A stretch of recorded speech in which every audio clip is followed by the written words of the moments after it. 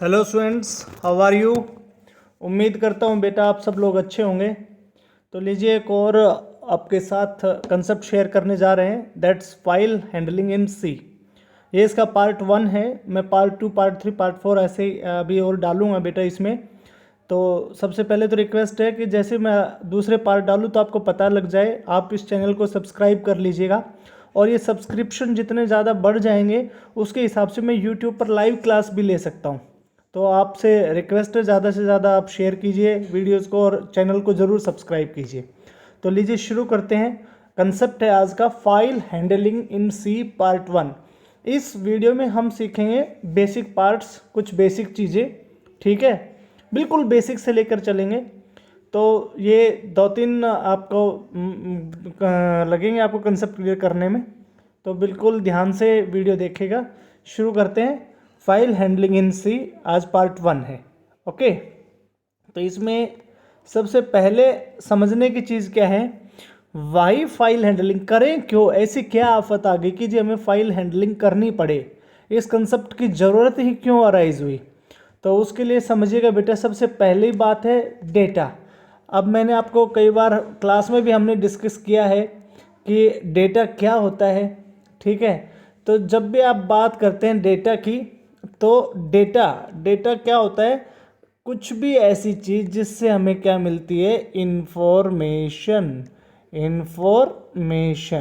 जिससे भी हमें इंफॉर्मेशन मिलती है, everything that is known to be as a data. Clear है। जैसे आप भाई 2 नंबर को ऐड करना है, तो 2 नंबर आप ले रहे हो ना, उनसे एडिशन निकल रहा है ना, तो वो 2 नंबर क्या हो गए, डेटा। क्लियर। अब इसमें नेक्स्ट पे चलते हैं। डेटा परसिस्टेंस क्या है, डेटा आपको समझ में आ गया। डेटा परसिस्टेंस क्या है, डेटा परसिस्टेंस होता है, 2 चीज़ें होती हैं इसमें। एक तो डेटा का एग्जिस्टेंस क्या है, ठीक है, एग्जिस्टेंस क्या है, और एक उसकी अवेलेबिलिटी, ठीक है जी। जो इन 2 चीज़ों को बताता है, डेटा का एग्जिस्टेंस क्या है, डेटा की अवेलेबिलिटी क्या है, उसको हम क्या बोलते हैं, डेटा परसिस्टेंस, ठीक है।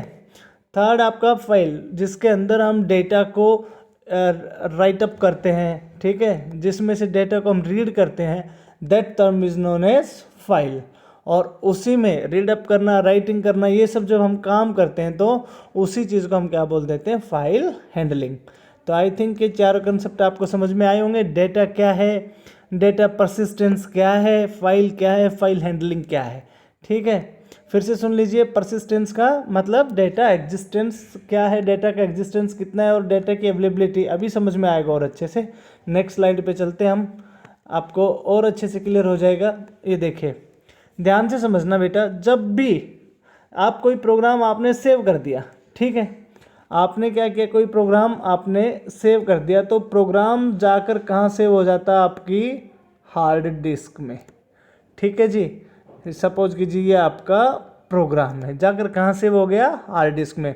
और जब आप इस प्रोग्राम को रन करते हो, स्टार्ट करते हो, तो वो प्रोग्राम उठकर कहाँ आ जाता है, आपके इस रैम के अंदर, ठीक है। और रैम की कुछ मेमोरी उसको एलोकेट हो जाती है, ठीक है।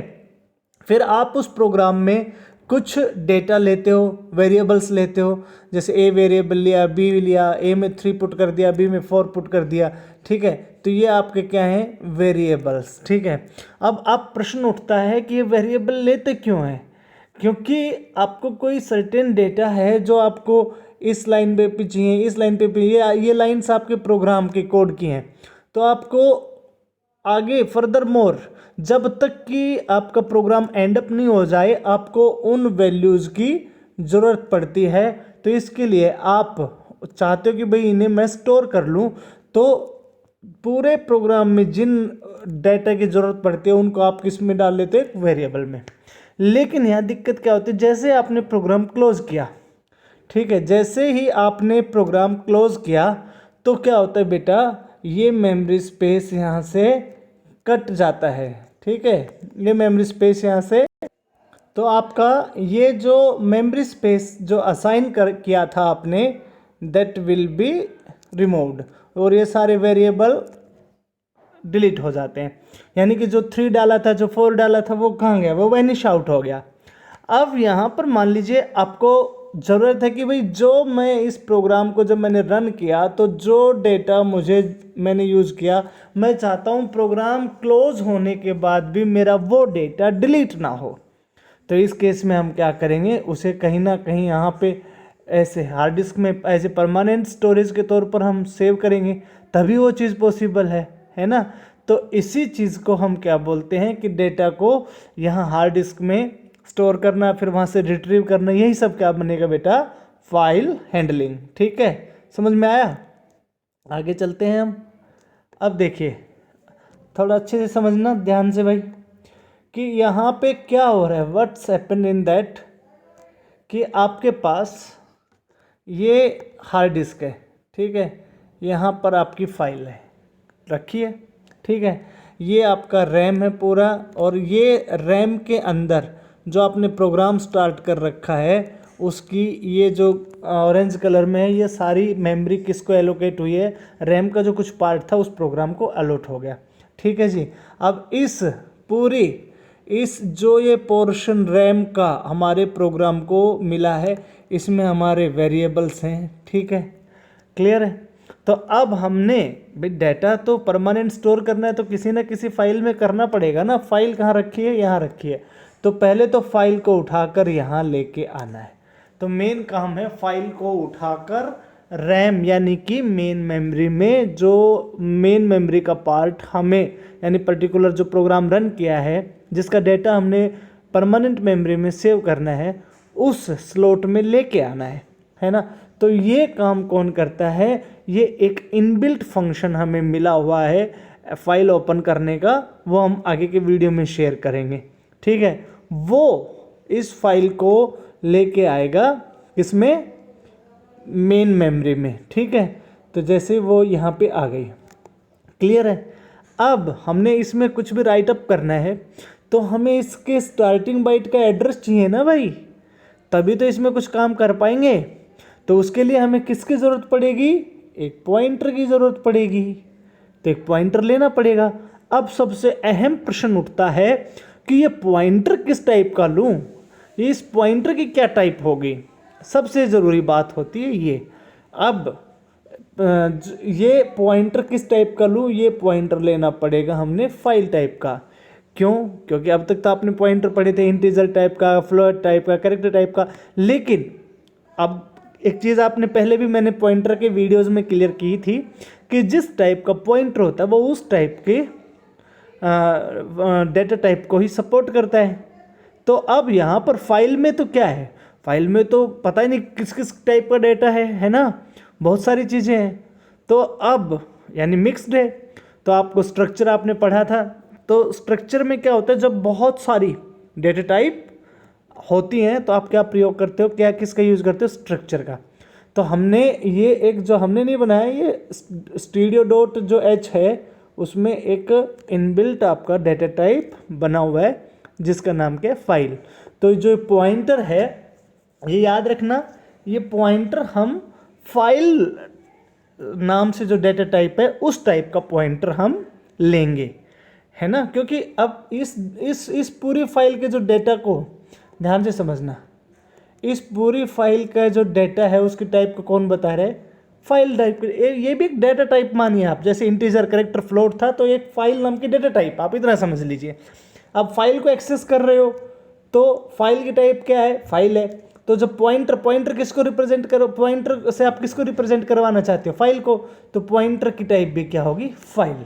ठीक है, क्लियर है। तो ये पॉइंटर जो है, जैसे तो आपने क्या लिखना पड़ेगा आपको, जैसे इंटीजर टाइप का लेते थे तो क्या लिखते थे, इंट स्टार वाई एक्स कुछ भी लेते थे, लेकिन यहाँ पर क्या लेना पड़ेगा, फाइल और स्टार, फाइल स्टार और एक्स। तो ये जो एक्स है क्या, एक पॉइंटर है, पर इसकी टाइप क्या है, फाइल डाटा टाइप। क्लियर है, ये किस टाइप के डाटा टाइप के लिए यूज होगा, फाइल टाइप के डाटा टाइप। अब थोड़ा सा मैं और ब्रीफ कर देता हूँ आपको कि इसमें फाइल नाम के डेटा टाइप में क्या है। देखो इस तरीके से, ये हालांकि इतना गहराई में जाने का नहीं है, लेकिन फिर भी आपको थोड़ा बेसिक क्लियर हो जाए बेटा कि ये जो फाइल नाम की डेटा टाइप है, तो फाइल इज ए सिंपली क्या है, स्ट्रक्चर। अभी मैंने बताया स्ट्रक्चर क्या होता है कि mixup of many data types. जब आप मेनी डेटा टाइप्स को मिक्स करके एक बना देते हो कि उसमें जैसे आपकी एंट्री भरनी है, तो आपका नाम, आपके नाम के लिए हमने किस डेटा टाइप अलग से बनानी पड़ेगी। जैसे आपका नाम तो कैरेक्टर टाइप हो गया, आपका रोल नंबर इंटीजर टाइप हो गया, आपके मार्क्स हैं वो फ्लोट टाइप के हो गए। तो हम स्ट्रक्चर का यूज़ करके एक अलग डेटा टाइप बनाते हैं। तो यहाँ पर ये डेटा टाइप हमें बनाने की ज़रूरत नहीं थी, ये काम हमारे पास बना बनाए मिला है studio.h हेडर फाइल में। तो ये फाइल नाम की एक डेटा टाइप है जो कि नॉन प्रिमिटिव डेटा टाइप है, ठीक है। इसमें देखो इतनी सारी डेटा टाइप्स का कॉम्बिनेशन है, समझ में आई बात, इस तरीके से। तो इसमें आपका क्या होता है कि जैसे आपने एक पॉइंटर लेना पड़ेगा, जिसकी टाइप क्या लेनी पड़ेगी, फाइल स्टार fp, ठीक है। तो ये fp नाम का पॉइंटर जिस डेटा को, किस टाइप के डेटा को सपोर्ट करेगा, फाइल टाइप के डेटा टाइप को। तो उसमें ये कितने हैं, 1 2 3 4 5 6 7 8 9, तो ये नौ तरह के कॉम्बिनेशन इस फाइल नाम के डेटा टाइप में अवेलेबल होंगे, ठीक है। जिसमें से ये जो CURP है ना, ये बड़ा इंपॉर्टेंट है। ये आपके जो पर्टिकुलर जो फाइल ओपन होगी ना, उसको यही एड्रेस करेगा, जो ये CURP है, ठीक है। और जो कमांड यूज़ करेंगे, जो फंक्शन यूज़ करेंगे, जो studio.h में ऑलरेडी डिफाइंड है, हमें बनाने की ज़रूरत नहीं, सब काम हमें करके दे रखा है। fopen, ठीक है। इसमें कुछ पैरामीटर यहाँ पास करने होते, वो मैं आपको नेक्स्ट वीडियो में कराऊंगा। तो आज की वीडियो में हमने समझा कि फ़ाइल की क्या ज़रूरत पड़ती है, क्यों ज़रूरत पड़ती है फ़ाइल की, ठीक है, कैसे क्या बनता है कंसेप्ट। तो टोटल बात ही समझ लेना कि सारा खेल एक fopen नाम के फंक्शन का है, जो कि रिटर्न करता है आपकी फ़ाइल के फर्स्ट बाइट का एड्रेस। तो उस एड्रेस को रिसीव करने के लिए हमें कोई पॉइंटर चाहिएगा, तो वो पॉइंटर किसके फर्स्ट बाइट का एड्रेस रिटर्न कर रहा है ना, किसके फर्स्ट बाइट का एड्रेस रिसीव कर रहा है, फाइल के। तो उस पॉइंटर की भी टाइप क्या होगी बेटा, फाइल, ठीक है। तो अभी एक लाइव प्रोग्राम नेक्स्ट वीडियो में बनाएंगे। टिल देन बेटा मैं वर्क करता हूँ उस पर। Till then bye, stay home और बी सेफ, ठीक है। जो गवर्नमेंट ने नोटिफिकेशन इशू किया उसको फॉलो कीजिए, अच्छे से घर पे पढ़ाई कीजिए, वीडियो को ज़्यादा से ज़्यादा सब्सक्राइब कीजिए, शेयर कीजिए। थैंक यू वेरी मच बच्चों, thank you, thanks a lot.